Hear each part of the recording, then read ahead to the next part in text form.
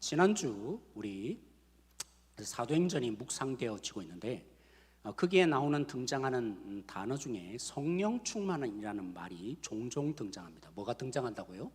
성령 충만요.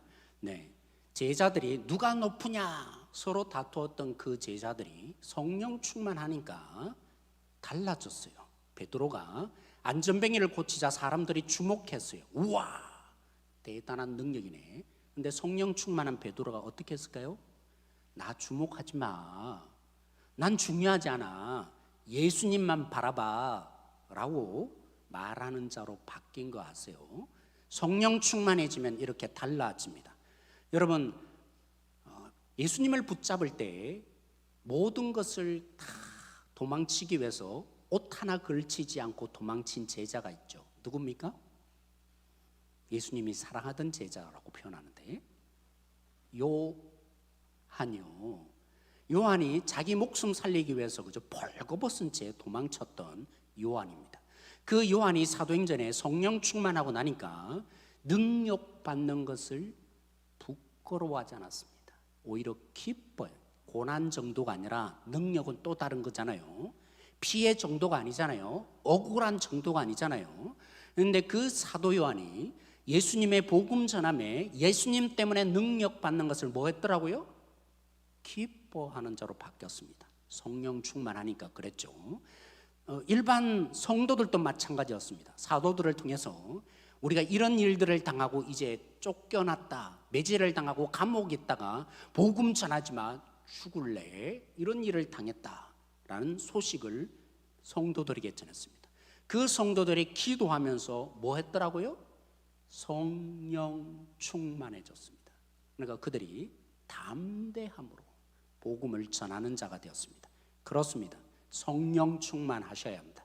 성령 충만으로 어떤 사람은 은사를 받기도 하고 성령 충만으로 내가 할 수 없던 하나님의 능력을 받기도 합니다.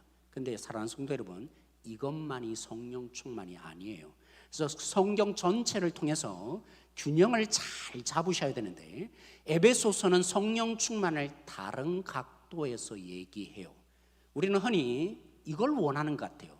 내가 할 수 없었던데 성령이 막 나를 사로잡아서 갑자기 뭔가 180도 달라. 그거 없다는 거 아니에요. 근데 에베소서를 보면 성도가 서로 복종할 때 뭐 할 때요? 서로 복종할 때 성령 충만한 거다라고 표현합니다. 이런 거죠. 여러분, 예수님이 교회를 세우심에 자기 목숨을 버리며 사랑하셨습니다. 그 수준으로 남편들이여 뭐 하라고요? 아내를 목숨 바쳐 사랑하십시오. 그게 성령 충만입니다 라고 에베소서에 말합니다. 기억하셔야 합니다. 아내들이여, 반대로 말하죠. 아내들이여, 여러분들이 예수님을 주라고 부르는 것처럼 여러분의 남편을 뭐 하라고요? 복종하세요. 그게 성령 충만한 아내입니다 라고 말합니다. 성령 충만하려면 뭐 하라고요? 사랑하고 예수님을 섬기듯이 섬겨라. 그러면 성령 충만해진다 라고 에베소서는 다른 각도에서 성령 충만을 얘기합니다. 그러면 자녀는요?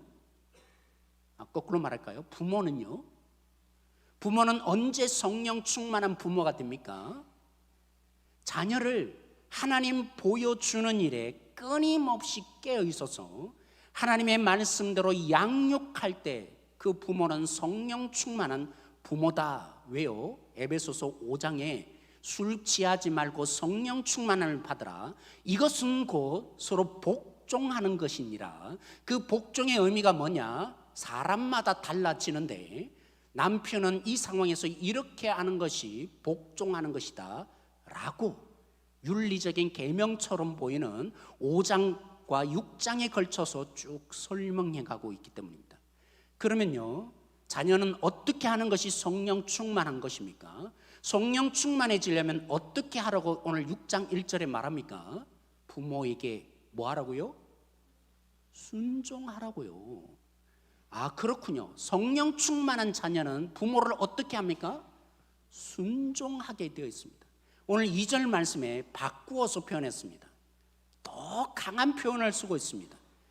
그 말을, 순종을 어떻게 바꾸었습니까? 뭐 하는 거라고요? 공경하는 거라고요. 저는 이 번역이 아쉽다고 생각합니다.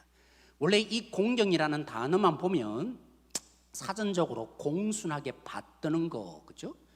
공순히 높여주고 나보다 나은 존재로 복종하는 거, 이런 의미입니다. 근데 원어 성경에는요, 그런 뜻 이상으로 쓰입니다.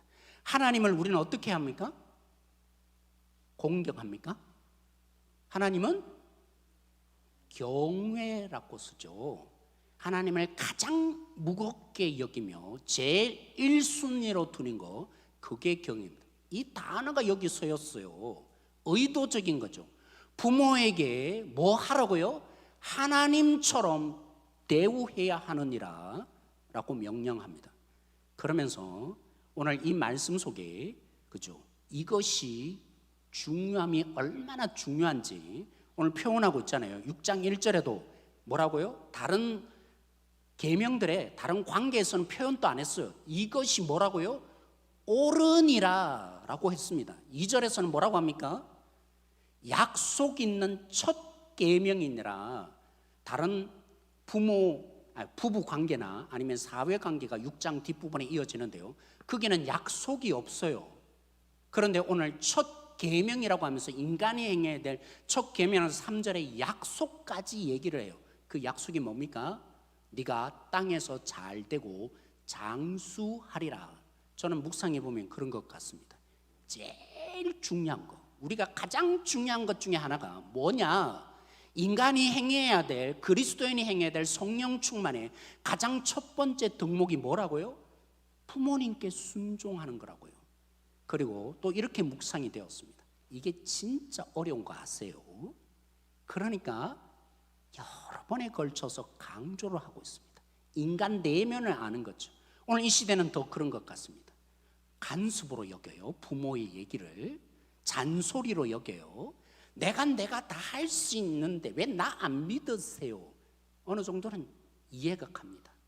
잘 안 믿잖아요, 부모가. 우리 다음 세대들이 다음 세대를 바라볼 때 저렇게 할 수 있을까? 그런 부분도 있지만 지금 세대는 예전 세대와 더 달라진 것 같습니다. 뭔 말하면 간섭으로 여기고 내가 다 할 수 있는데, 오늘 이런 시대에 오늘 이 말씀은 그런 의미에서 더 중요한 것 같습니다.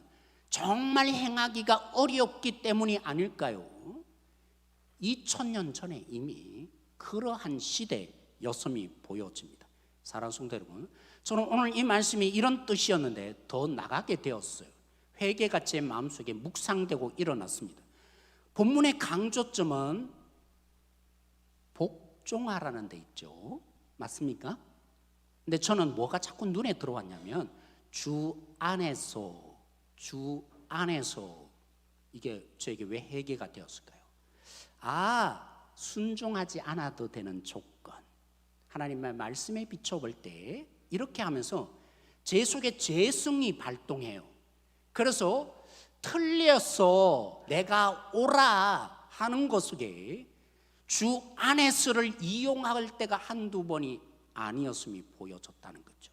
사랑하는 성도 여러분, 강조점은 주 안에서가 아니에요. 순종하라는, 물론 맞아요. 뭐가요?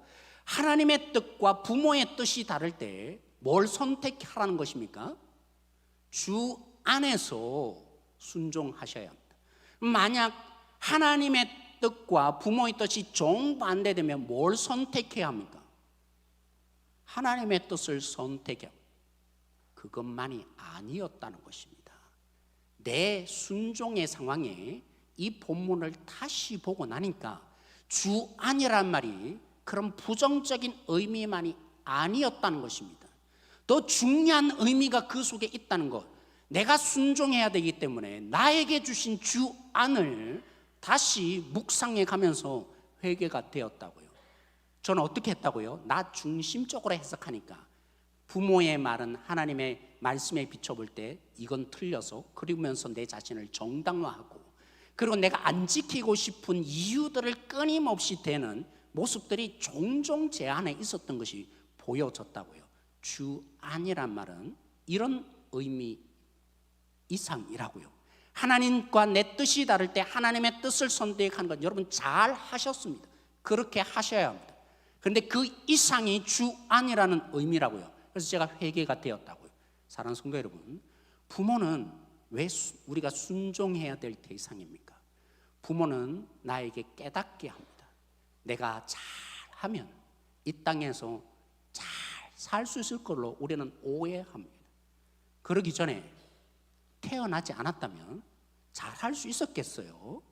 숨 쉴 수 있도록 이 땅에 태어날 수 있도록 엄마가 8달 동안 배 아파가면서 그렇게 해서 나를 태어나게 하신 이 엄마 아빠의 사랑이 없었다면 나는 이 땅에 태어날 수도 없었던 존재 아닙니까? 이런 거죠. 부모는 우리에게 하나님을 추적하도록 만든 시스템입니다. 그러니까 순종해야 합니다. 여러분, 마태복음 1장에 족보 얘기가 나타납니다. 누구로부터 시작하죠? 아브라함부터. 그들의 그죠? 믿음의 조상이니까 아브라함부터 시작해서 결국 예수님까지 쭉 내려갑니다. 근데 누가복음 3장에는 거꾸로 되어 있습니다. 예수님으로부터 시작해서 점점 올라갑니다. 아브라함으로 끝났나요? 어디까지 가요? 하나님이요. 하나님이 우리의 구원자 예수님을 보냈다. 이런 메시지죠. 그게 무슨 뜻이 담겨 있습니까?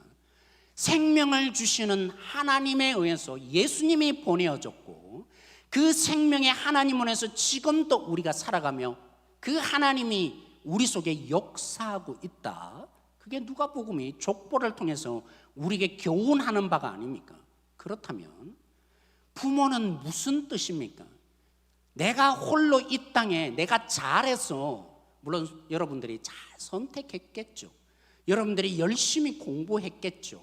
그러나 태어나지도 않았다면 부모에서 태어나지 않았던 공부가 뭡니까? 그죠? 정말 암에 걸리고 나면 다른 거 다 필요 없어요. 사는 자체가 은혜이고 자녀를 향해서도 마찬가지인데 우리 막 뭔가 1등을 해야 되고 막 높아지려고 하는데 병에 걸려보세요. 그냥 숨 쉬는 것만 해도 만족되는 자녀일 때가 많아요. 부모는 그런 의미입니다. 추적하게 합니다. 우리의 생명 근원 대신 하나님을 추적하는 시스템입니다. 부모를 공경하는 가운데 내 근원인 내 부모 위에 또 다른 할아버지가 계셨고 결국 추적하고 추적해서 나에게 생명을 주시는 근본이 계시구나. 오늘 또 여전히 그 하나님의 생명 주심으로 내가 오늘 또 살아가고 있구나. 이 사실 여러분들이 그죠? 얻고 싶어서 그렇게 채웠는데 얼마 갑니까? 채워도 결국에는 인생 다 살아보면 깨닫는 게 채워지지 않는 목마름입니다. 젊을 때는 그죠? 이거 가지면 될 줄 알았는데 그러면 천국에 이를 줄 알았는데 모든 거 다 누려보고 결국엔 마지막 고백은 그건 것 같아요. 역시 목마르네. 안 채워지네. 타는 목마름. 왜 그래요? 우리가 하나님으로 인해서 이 땅에 존재하는 하나님만이 채워주는 그 생명이 있기 때문인 거죠. 부모는 그런 존재입니다. 그래서 공경해야 합니다. 우리가 정말 존중하고 순종해야 합니다. 말도 안 되는 것 같아도 순종하는 가운데 누구를 인정하는 거예요? 하나님. 내가 생명의 근원인 하나님에 계시며 그 하나님에서 오늘 또 살고 있음을 우리는 순종하면서 하나님이 깨달으라는 것입니다. 그 시스템의 통로가 우리 부모인 거죠. 그래서 제가 한 시가 생각이 났는데 영상을 한번 조금 만들었습니다. 한번 시청해 보시면 좋을 것 같아요. 아버지의 눈물 이체.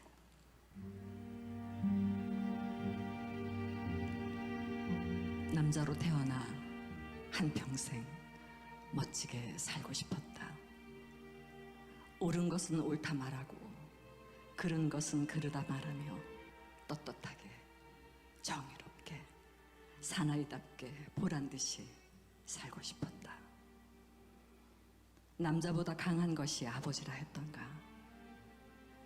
나 하나만을 의지하며 살아온 아내와 눈에 넣어도 아프지 않은 자식을 위해 나쁜 것을 나쁘다고 말하지 못하고 아닌 것을 아니라고 말하지 못하는 것이 세상살이더라.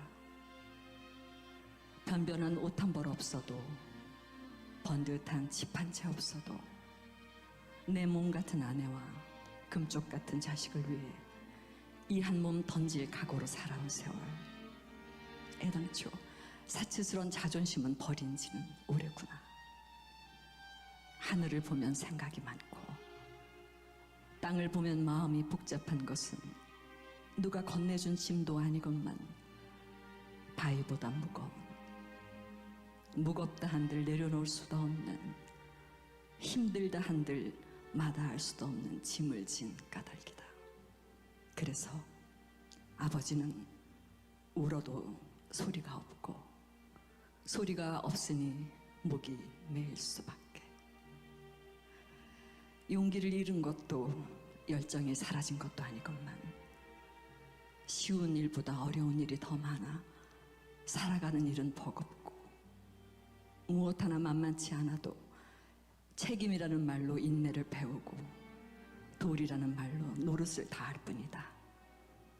그래서 아버지는 울어도 눈물이 없고 눈물이 없으니 가슴으로 울 수밖에. 아버지가 되어본 사람은 안다.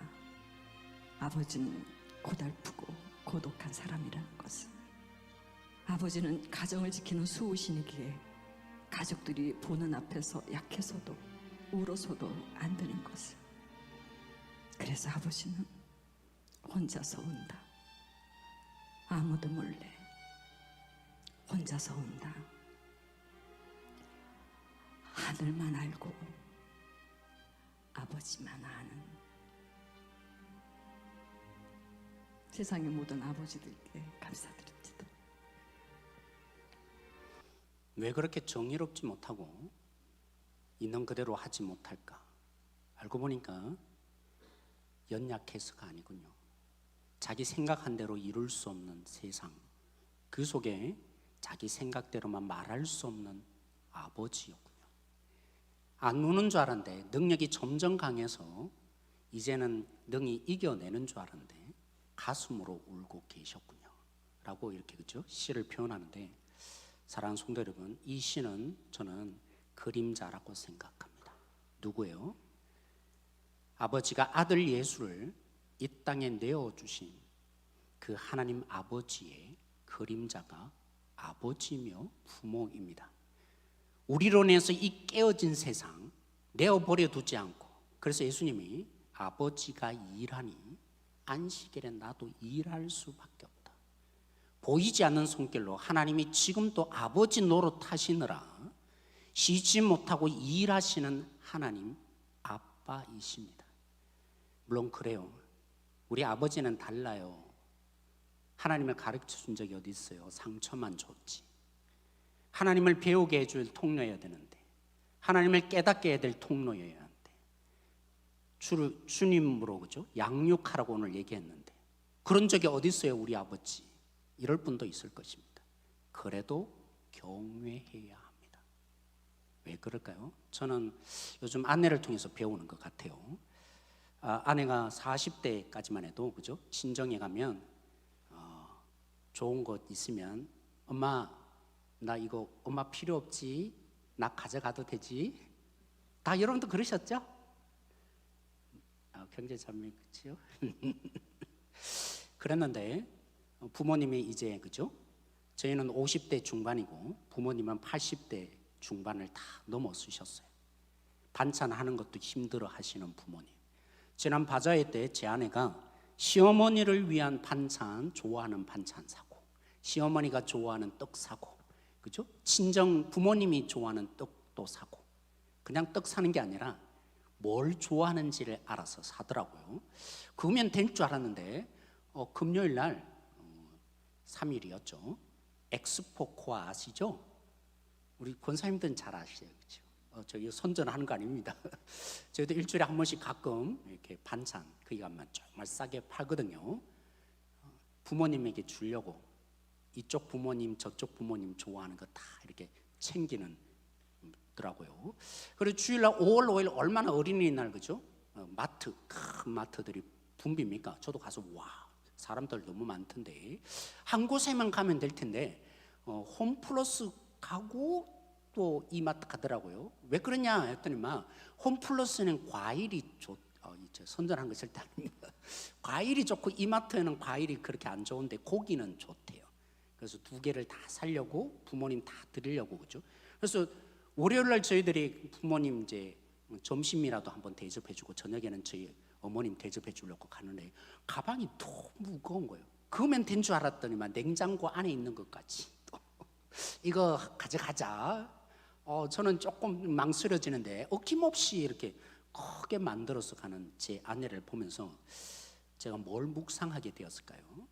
우리는 이 세상은 그렇습니다. 사랑해야만 해야 사랑하고 원수 같고 능력 없고 힘이 없으면 사랑할 대상으로 여기지 않습니다.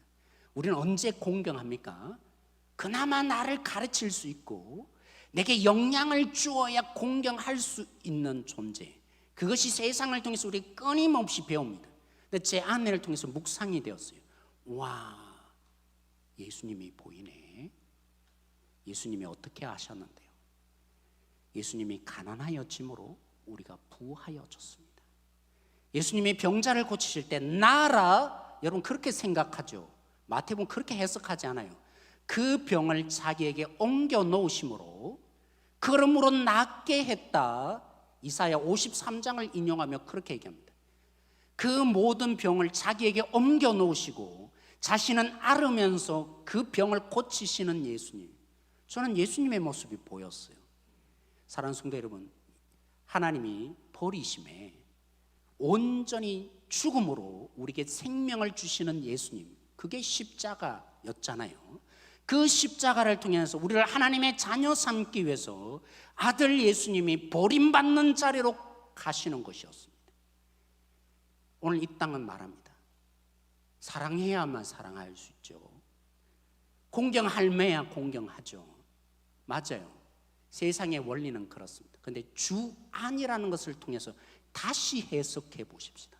만약 우리가 예수님을 알고 예수님의 복음이 있다면 잘못했어, 어떻게 사랑해, 못난 놈이지, 부모만 얘기하지 않습니다. 교회 안에서도 끊임없이 그런 것 같아요. 단절하고 뭐 저렇게 하는데 내가 뭐 하려고 해. 근데요, 하나님은 기회를 주고 계신 거 아세요? 우리가 정말 가난하여지는 자리로 들어가므로 그를 부유케 하고 우리의 생명을 내어놓는 성김으로 그가, 나는 생명을 잃지만 그가 생명을 얻는 그 십자가의 자리, 말로만 십자가 말고요, 예수님 나 사랑하셨네, 예수님 나 구원하셨네, 나 죄 용서하셨네, 그걸 정말 믿었다면 내 삶에 언제 그것이 실제가 됩니까? 가난한 자, 연약한 자, 부족한 자, 때로는 말도 안 되는 행동을 하는 그들을 품고 사랑할 때 그 십자가가 내 안에 뚝뚝 떨어져서, 야, 이런 자도 내가 사랑하기 힘든데, 이런 자도 내가 받아주기 힘든데, 나를 위해서 정말 주님이 죽은 것은 이 정도가 아니었네. 우리는 너무나 쉽게 하나님의 사랑을 그죠 이해했다고 생각해. 하나님 사랑 정말 이해하셨습니까? 하나님이 나를 위해서 죽으신 그 보혈의 피를 얼마나 가슴 절절하게 내가 정말 누리고 있습니까? 기회예요. 여러분, 주 안에서 부모를 공경해. 아니, 나 가르쳐주지도 않았는데, 나에게 상처만 줬는데, 나에게 힘만 들게 하는데, 아니요. 주 안에 있으세요. 주님 안에서 복음의 눈으로 보면 내가 그 부모를 공경할 때 몸은 점점, 그죠? 우리 안기수 군사님도 점점 연약해지고 쇠약해지는데, 육체적으로 연약하고 가진 것도 없어지는 모습으로 변해갑니다. 판단력도 점점 흐려지는 부모님, 우리는 복음을 통해서 눈을 다시 뜨고 보면, 그죠? 하나님의 그 십자가를 경험하며 나누어 주고 공경하며 사랑할 때, 와, 나를 향한 하나님의 사랑이 이 정도가 아니었네. 내가 정말 주님 사랑함을 느꼈다고 했는데 그건 진짜 작은 것이었네. 그 사실을 연약한 자를 사랑해 갈 때 깨닫게 될 것입니다. 그게 주님 안에서 복종하라는 의미가 아닐까요? 잠시 요약합니다. 여러분, 부모는 생명의 근원을 떠오르게 합니다. 내가 이 땅에 내가 잘나서 내 힘으로 내 능력으로 사는 것 같아도 물론 맞죠. 틀린 말이 아닐 것입니다. 그러나 태어나지 않았다면, 부모의 희생으로 태어나지 않았다면 존재조차도 할 수 없는 자였음을 잊지 마십시다. 그걸 통해서 뭘 기억하자고요? 나에게 근본적인 생명이신 하나님이 필요하네. 공경하면서 깨달아가기를 원합니다. 오늘도 우리는 연약한 자를 수없이 보면서 함부로 대해야 합니다. 그리고 연약한 뿐만이 아니라 말도 안 되는 행동을 하는 자에게 우리는 대갚아 주려는 세상의 방식이 춤추는 자 훈련받아 왔습니다. 여기에 복음을 안다는 게 무엇입니까? 가난하여짐으로 부유케 하시는 하나님을 살아내는 것입니다. 그 기회임을 놓치지 않는 것입니다. 그러므로 그리스도 안에, 교회 안에 아무리 약하고 때로는 모난 사람들이 많다 할지라도 우리는 기회를 얻는 것입니다. 십자가를 믿는 것이 무엇인지를, 내 자신을 내어놓음으로 그를 부유케 하며 조건 없이 사랑함으로 하나님의 복음을 확대해 가는 것입니다. 그게 교회여야 합니다. 한 만큼 되돌려 주는 것이 교회이면 안 됩니다. 그런 곳마다 정확하게 나누고 공의를 시행하자는 속에 행복이 있던가요? 끊임없이 잘못된다는 걸 밝혀내고 그래서 지적해서 바뀌던가요? 사람은 그렇게 바뀔 존재 아닙니다. 내가 어떻게 살아왔는데, 내가 이제까지 어떤 사람으로 살아왔는데 내 한마디도 그가 바뀔 거라 생각하는, 얼마나 교만합니까? 하나님도 말해서 안 바뀌는 존재인데 이제까지 말씀해 오셨잖아요. 하나님이 얼마나 우리에게 말씀 많이 오셨습니까? 얼마나 바뀌었던가요? 하나님보다도 못한 존재가 나의 한마디로 저 사람이 실수를 안 하며 그가 이제는 다른 사람이 될 것이라는 하나님 위에 있는 존재, 우리 아닙니다. 사랑하는 성도 여러분, 모든 기회가 복음의 눈으로 주 안에서 보며 예수님을 경험하며 그 예수님을 나눠줄 수 있는 기회가 될 것입니다. 아바 아버지라는 찬양을 지은 김길련 목사님 제가 좀 소개할게요. 제가 물어봤죠. 이 곡을 어떻게 지었냐. 그 가정은 깨어진 가정이었습니다. 엄마가 없는 속에서, 그죠? 아버지가 노름하고 그리고 사업하다가 실패해서, 그래서 어릴 때부터 가족이 함께 산 적이 없습니다. 그래서 청년이 되어서도 매일매일 안 해본 아르바이트가 없이 자랐으니까 그 노름하고 사업 실패한 그 아버지가 얼마나 원망스러웠겠습니까? 용서할 수 없었습니다. 근데 어느 날 하나님이 이런 기도하는데 이런 마음을 주시더래요. 내가 네 진짜 아버지 아니야. 그림자, 나를 보게 하는 그림자인 아버지, 육신의 아버지. 너에게 상처 준지 모르지만 너 앞에 진짜 아버지가 있다.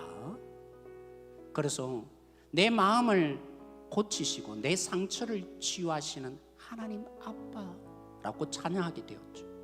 나도 몰랐던, 그죠, 죄악을 하나님이 다 치유하시고 깨닫게 하시고 고쳐주는 아빠 하나님이시네요. 아바 아버지, 아빠라고 찬양 가사를 지었습니다. 근데 그렇게 짓고 나니까요, 묵상이 된 거죠. 그래서 아빠한테 달려가서 용서한다고 껴안아주고, 그래서 제가 있을 때 그죠, 아버지가 같이 예배 드리며 한 가족이 된 모습을 볼 수 있었습니다. 우리도 이 마음으로, 때론 부모가 완벽할 수 없어요. 그림자일 뿐입니다. 하나님에 대한 그림자인데 우리는 자꾸 기대요. 저도 마찬가지죠. 영적인 부모, 제가 되도록이면 실수 안 해야겠지만 여러분, 낭망함이 어디 있습니까? 하나님을 놓쳐버림이 어디 있습니까? 우리는 오해하는 것 같아요. 그림자일 뿐인데 실체가 되라고 하니까 상처받고 교회 떠나고 복음적으로 해석해낼 수 없고, 그림자를 완벽하라고 하는 것은 여러분들이 잘못 가는 거예요.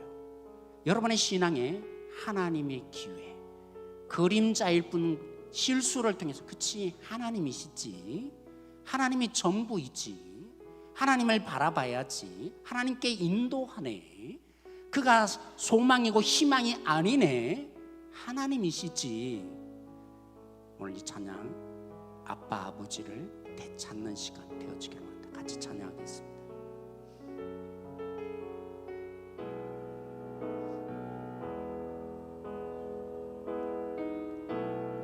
아빠 아버지, 아빠 아버지, 나를 안으시고 바라보시는 아빠 아버지, 아빠 아버지, 아빠 아버지, 나를 도우시고 힘주시는 다시 한번 고백하십시다. 아빠 아버지, 아빠 아버지, 아빠 아버지, 나를 안으시고 바라보시는 아빠 아버지, 아빠 아버지, 아빠 아버지, 나를 도우시고 힘주시는 아버지, 주 내 맘을 고치시고 볼 수 없는 상처 만지시네. 나를 아시고 나를 이해하시네. 내 영혼 새롭게 세우시. 주는 내 맘을 고치시. 주는 내 맘을 고치시고 볼 수 없는 상처 만지시네.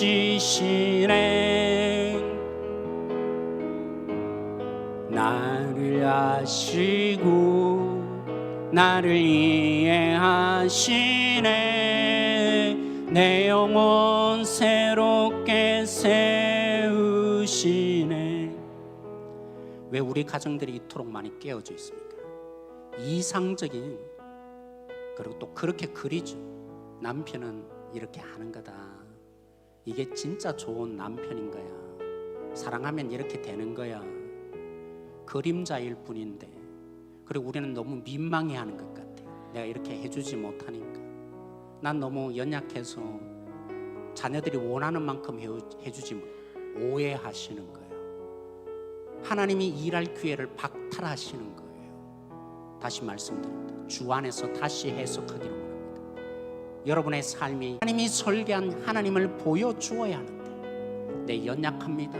그럴 때마다 용서를 구하며 하나님이 마음껏 일하는 통로가 되고 싶다고 기도해 주시고 우리 자녀를 이 시간 하나님께 맡기십시다. 그리고 무엇보다도 우리 모두가 상처가 있는데 부모에 대한 상처들이 없는 사람이 어디 있습니까? 오늘 기도하십시다. 내가 주님을 믿었는데 진짜 아빠가 있는데 내 마음을 상처를 치유하셔서 이제는 나를 통해서 하나님을 흘려보낼 수 있는 주 안에서 이 삶의 사건들을 부정적이지 않고 하나님의 뜻으로 해석해낼 수 있는 그런 한 사람 한 사람 되게 하여 달라고 우리 주에 한번 부르짖고 기도합니다.